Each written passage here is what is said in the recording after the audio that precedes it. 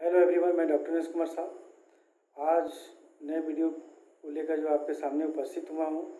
आज का जो है विषय है गुप्त कौन थे और गुप्तों में जो है चंद्रगुप्त प्रथम की जो उनकी क्या उपलब्धियाँ थी, इसके बारे में हम चर्चा करेंगे। तो सबसे पहले जाने कि गुप्त कौन थे, यानी साम्राज्यवादी गुप्त राज के बहुत सारे से अभिलेखों से स्पष्ट होता है कि इस वंश का जो संस्थापक था महाराज श्री गुप्त ही थे। और यहाँ पता चलता कि गुप्तों को जो है इस समय इस आदि पुरुष का नाम जो था वो गुप्त ही था। महाराज तथा श्री जो है इनकी उपाधियाँ थी। और गुप्त अभिलेखों में जो पता चलता है कि राजपुरुष के बारे में कुछ तो नहीं कहा गया है, लेकिन इनकी उपाधि से ही पता चलता है और तथ्यों से उजागर होता है कि गुप्त नाम के साथ जो है श्री जैसा एक बहुत ही सम्मान सूचक शब्द जो है था इनके, और इसका प्रयोग किया गया अवश्य ही इसका। और ऐसा लगता है कि यह भूस्वामी रहा होगा और उसकी आर्थिक संपन्नता और सम्मानजनक यानी सम्मानजनक और सम्मान सूचक का जो है से विभूषित किया गया होगा। इसीलिए जो है ये जो श्री गुप्त ही जो थे वो हमारे गुप्त वंश के संस्थापक थे। कौशाम्बी की जब खुदाई किया गया तो वहाँ भी जो है बहुत सारे सिक्के मिली है और वहाँ से जो नौ और पुष्प श्री नामक यानी मग शासक तीसरी शताब्दी के अंत तक जो है शासन कर रहे थे, ऐसा उन सिक्कों में ऐसा प्रतीत होता है। लेकिन लोगों का आधिपत्य यानी संपूर्ण जो है प्राचीन कौशल क्षेत्र पर जो है अधिकार रहा होगा। अच्छा, साम्राज्यवादी जो गुप्तों जो संस्थापक है श्री गुप्त का, शुरू में अगर हम देखते हैं कि मग राजा सेनापति या उसका अमात्य रहा होगा श्री गुप्त, इसीलिए जो उसे प्रशासनिक प्रतिष्ठा के रूप में जो है श्री की उपाधि से जो है विभूषित किया गया होगा, या मगों द्वारा ही जो है श्री गुप्त को जो है एक सामंत नियुक्त किया होगा, ऐसा प्रतीत होता है। लेकिन इसलिए जो है श्री गुप्त ने जो है यानी श्री गुप्त जो महाराज की उपाधि ग्रहण की थी। और इसके बारे में भी इतिहासकारों ने विभिन्न प्रकार के इनके बारे में कहा है। लेकिन इस तरह से हम देखते हैं कि साम्राज्यवादी गुप्त वंश के जो संस्थापक का नाम गुप्त नाम का ही प्रयोग जो है यानी भूस्वामी के रूप में किया था। और साथ साथ हम देखते हैं कि मगों को जो सेनापति के रूप में जो है उसने अपना राजनीतिक जीवन शुरू किया था और श्रीगुप्त के जो श्रीगुप्त के नाम से विख्यात हुआ। अपनी सैनिक प्रतिभा के कारण जो है वह कौशल जनपद का सामंत बन करके जो है महाराज श्रीगुप्त जो है कहलाया था। तो उसने जो है प्रयाग से जो है प्रयाग से बनारस तक देखते हैं कि अपनी सामंती राज्य का जो है प्राप्त मुहर से पता चलता है कि मुहर पर जो है गुप्तस्य और श्री गुप्तस्य लेख के आधार पर जो है श्री गणेश किया था। और उस तरह से मुहर बनाते हुए जो है उन्होंने मगध पर भी जो श्रीगुप्त आधिपत्य अधिकार किया था। तो इस पर हम देखते हैं कि मुहर से ही सारा चीज़ पता चलता है। इसलिए इसके आधार पर हम देखते हैं कि श्रीगुप्त का जो सामंती शासन काल जो था, गुप्तों के प्रसार और मगध के देखते हैं कि मगध के जो बहुत बाद ही मुहर जो है बाद की बात माना जाता है। लेकिन गुप्तों के प्रसार से ही देखते हैं कि मगध का जो है मानना ही जो है मतलब कि ये युक्ति होगी। और इस तरह से देखते हैं महाराज श्रीगुप्त शासन काल को हम देखते हैं कि 270 ईस्वी से लेकर 300 ईस्वी तक ही जो है माना जाता है। इसके बाद हम देखेंगे कि बहुत सारे गुप्त राजकीय अभिलेखों के अनुसार बताते हैं कि जो है उसने श्रीगुप्त के बाद उसका उत्तराधिकारी उसका पुत्र जो था वह महाराज श्री घटोत्कच के रूप में हुआ था। और उसने राजा के नाम के आगे किसी गुप्त अभिलेख से जो है गुप्त उपाधि का प्रयोग उन्होंने नहीं किया गया। लेकिन बहुत सारे से विद्वान उसके विरुद्ध किसी राजनीतिक यानी उपलब्धि का आभास नहीं दिखाई पड़ता है स्रोतों से। लेकिन स्कंद गुप्त के शासनकाल में पता चलता है कि सूफी अभिलेख में कि गुप्त वंश की जो वंशावली है उसे घटोत्कच से जो है शुरू की गई। कुछ विद्वान जो है वैशाली की मुहर से पता चलता है कि घटोत्कच जो था गुप्त और 5वीं सदी के तुमिन अभिलेख से भी जो है घटोत्कच जो थे वो गुप्त यानी घटोत्कच की का जो है नाम मिलने लगता है।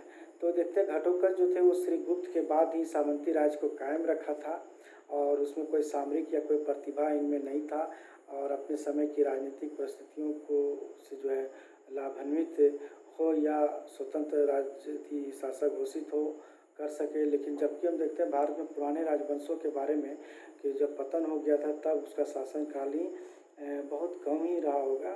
तो इस तरह से कहते हैं कि साम्राज्यवादी युग का जो गुप्त अभिलेखों से स्पष्ट है कि इस वंश का जो संस्थापक जो था महाराज श्री गुप्त ही था।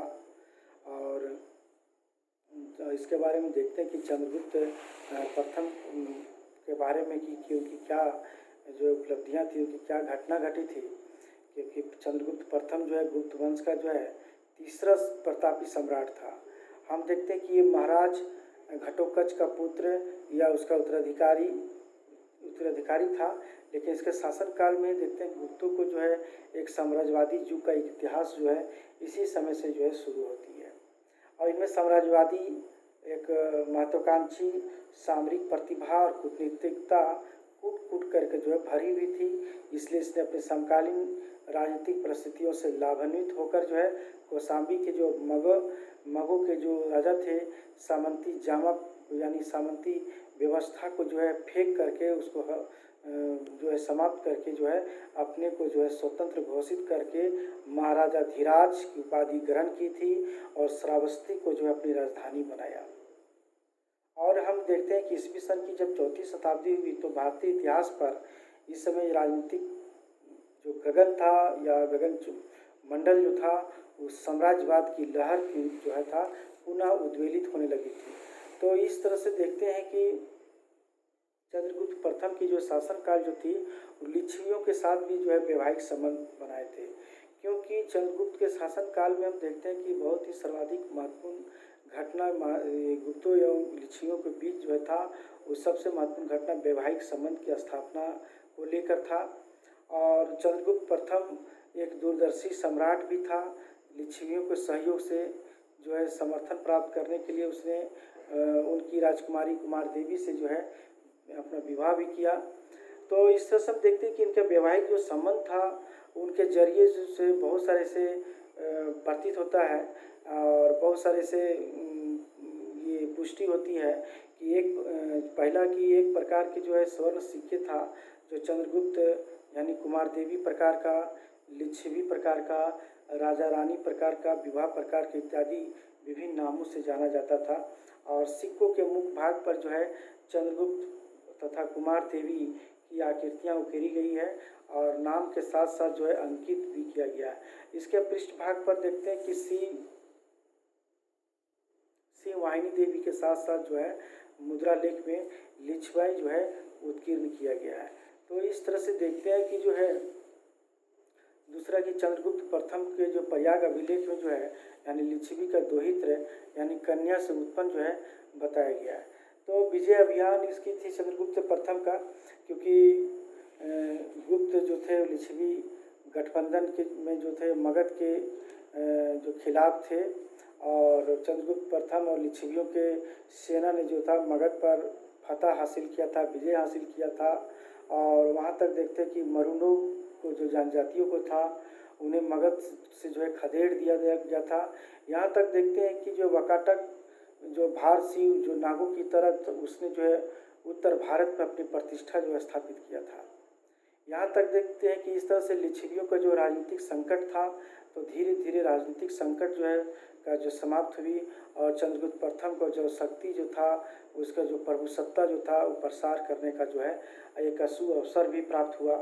यहाँ तक हम देखते हैं कि जो है लिच्छवी सरदार को कोई पुत्र नहीं था, लेकिन मगध विजय के बाद जो देखते हैं कि कई भागों में यानी विजय में जो है हिस्सा लेने के बजाय उसने एक लौती पुत्री का जो है विवाह जो है मगध के लिच्छवी अपनी जो पुत्री का जो विवाह था मगध के राज्य का हिस्सा पुत्री को भेंट कर दिया। यहाँ तक हम देखते हैं कि कुमार देवी के जो पिता थे उनके द्वारा दिया गया जो मगध का जो राज था जो उसका हिस्सा था वह एक स्त्री धन के रूप में था। हम ये भी देखते हैं कि जिस पर उसने व्यक्तिगत स्वामित्व को जो दर्शाने के लिए जो चंद्रगुप्त प्रथम को जो संयुक्त रूप से जो है सिक्का भी चलाना पड़ा। और इस तरह से जो है गुप्त लिच्छवी जो थे एक राजनीतिक गठबंधन एक वैवाहिक गठबंधन में परिवर्तित हो गया धीरे धीरे। और चंद्रगुप्त प्रथम जो देखते हैं कि लिच्छवियों से सहयोग से मगध पर जो है अधिकार करने में जो है एक सफल रहा, एक सफल सिद्ध भी हुआ। और चंद्रगुप्त प्रथम का हम देखते हैं कि मगध पर जो चंद्रगुप्त प्रथम जो था वह अधिकार होने से उसकी शक्ति और प्रतिष्ठा में जो है काफ़ी बढ़ी। B.S. स्मिथ महोदय जिसके बारे में लिखते हैं कि जो है चंद्रगुप्त प्रथम को जो है लिच्छवियों से वैवाहिक संबंध से उसकी शक्ति में इतनी वृद्धि हुई कि वह अवध से लेकर जो है मगध तक और गंगा के किनारे प्रयाग तक जो है उसकी राज्य फैली हुई थी। यहाँ तक हम देखते हैं कि इस तरह से चंद्रगुप्त के समय जो था वह गुप्तों का राज्य जो था वह कौशल, काशी और मगध तक फैल चुका था। तो इस तरह से जो है इनकी सारी जो है घटना और इनकी जो उपलब्धियाँ थी, लेकिन एक उपलब्धियाँ और थी कि गुप्त संवत के बारे में, क्योंकि चंद्रगुप्त प्रथम जो है गुप्त संवत इन्होंने ही चलाया था, जो 319 ईस्वी को ही जो है गुप्त संवत मानी जाती है, जो शासन काल में सिंहासन पर बैठे थे उसी समय से। क्योंकि अल्बेरोनी ने किताबुल हिंद में या ताकीक हिंद में कहा है कि शक और गुप्त वंश में जो है 241 वर्षों का सिर्फ अंतर था। यानी चंद्रगुप्त प्रथम का ऐसा लगता है कि कार्यकाल जो है 319 से लेकर 335 ईस्वी तक जो है मानी जाती है। और हम ये भी देखते हैं कि जो है चंद्रगुप्त प्रथम के जो ने जो है यानी चंद्रगुप्त ने समुद्रगुप्त के जो है प्रयाग परिस्थिति से भी पता चलता है कि चंद्रगुप्त प्रथम ने जो था अपने जीवन काल में ही जो है कुमार देवी से उत्पन्न समुद्रगुप्त को जो है एक उत्तराधिकारी घोषित कर दिया था। और इस तरह से हम देखते हैं कि अन्य राजाओं की भांति जो है पुत्र को सादगति सौंप कर जो है संन्यास ग्रहण कर लिया था। अतः हम चंद्रगुप्त प्रथम के बाद हम देखते हैं कि गुप्त वंश में जो था उत्तराधिकार की जो युद्ध की शुरुआत जो है शुरू हुई थी। और हम इस प्रकार देखते हैं कि राजा रानी प्रकार की जो मुद्राएं थी गुप्त काल की प्रथम मुद्राएं मानी जाती है। B.S. स्मिथ और डॉक्टर अल्टेकर महोदय ने अपने परिवर्तन का जो श्रेय जो बताया जाते हैं चंद्रगुप्त प्रथम को माना जाता है। और उन्हें इस आधार पर गुप्त मुद्रा का जन्मदाता जो है यानी चंद्रगुप्त प्रथम को ही जो है मानते हैं। डॉक्टर राय चौधरी भी बताते हैं कि कुमार देवी से जो के समय में जो लिच्छवियों के राज्य था गणतंत्रात्मक संगठन पर आधारित था, वह बहुत कुछ विघटित हो गया था उस समय। और उसके स्थान पर उन्होंने जो है एक स्वतंत्र राजतंत्रात्मक स्वरूप को जो है धारण कर लिया था। यही कारण है कि राजकन्या कुमार देवी का जो है पैतृक आधार पर जो है लिच्छवी राज का स्वामिनी बन गई और लिच्छवियों को जो है संपूर्ण अधिकार क्षेत्र चंद्रगुप्त प्रथम को जो है उपलब्ध हो गया। तो इस तरह से पता चलता है कि जो है हमारा जो चंद्रगुप्त प्रथम का जो है उपलब्धियाँ क्या थी। लेकिन हम एक और देखते हैं कि जो है डॉक्टर राय चौधरी जो है इसके बारे में लिखते हैं, इस बारे में बताते हैं कि जिस प्रकार हर्यक वंश के जो राजा बिंबिसार ने जो लिच्छवी कन्या चेलना से विवाह करके मगध राज्य की साम्राज्य की नींव डाली थी, तो उसी प्रकार चंद्रगुप्त प्रथम ने जो था लिच्छवी राजकन्या कुमार देवी से विवाह करके जो है एक द्वितीय मगध साम्राज्य की स्थापना की थी। तो इस तरह से हम देखते हैं कि जो है बुद्ध घोष की एक टीका है सुमंगल विलासिनी, उससे भी पता चलता है कि 5वीं शताब्दी ईसा पूर्व में जो है मगध नरेश अजातशत्रु का जो है लिच्छवियों के साथ जो है संघर्ष हुआ था। लेकिन संघर्ष का कारण था रत्नों की खान पर जो है नियंत्रण स्थापित करने के लिए हुआ था। तो ये सब सारी जो है बहुत सारी सी घटनाएं घटी थी चंद्रगुप्त प्रथम के समय। और इनकी इस तरह से जो इनकी उपलब्धियां या घटनाएं घटित हुई थी। तो चंद्रगुप्त प्रथम जो है गुप्त वंश का जो है सबसे प्रतापी या तीसरा प्रतापी सम्राट था। और ये महाराज घटोत्कच का पुत्र और उत्तराधिकारी था। यहाँ तक कि उसके शासन काल के से ही देखते हैं गुप्त जो है यानी साम्राज्यवादी युग का इतिहास जो है इसी समय जो है शुरुआत होती है। तो इसमें साम्राज्यवादी का सबसे बड़ी बात है कि महत्वाकांक्षा या सामरिक प्रतिभा या कूटनीतिकता, ये सबसे बड़ी बात थी। और इन लोगों में कूट को सारी चीज़ें भरी थी। और इसलिए उसने अपने समकालीन राजनीतिक परिस्थिति से देखते हैं कि उससे लाभ हुआ। और इस तरह से कौशाम्बी के मगु के सामंती व्यवस्था को जो है हटाकर समाप्त करके और अपने को स्वतंत्र घोषित करके महाराजाधिराज की उपाधि इन्होंने ग्रहण की थी। तो इस तरह से जो है सिंहासन जब ग्रहण की तो अपनी राजधानी जो है को श्रावस्ती को बनाया।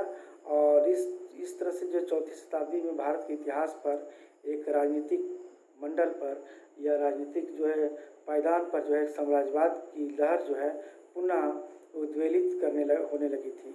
तो इस तरह से जो है आज का वीडियो हम समाप्त करते हैं। अगला वीडियो में दूसरे दिन फिर मैं दूसरे विषयों को लेकर जो है उपस्थित होगा।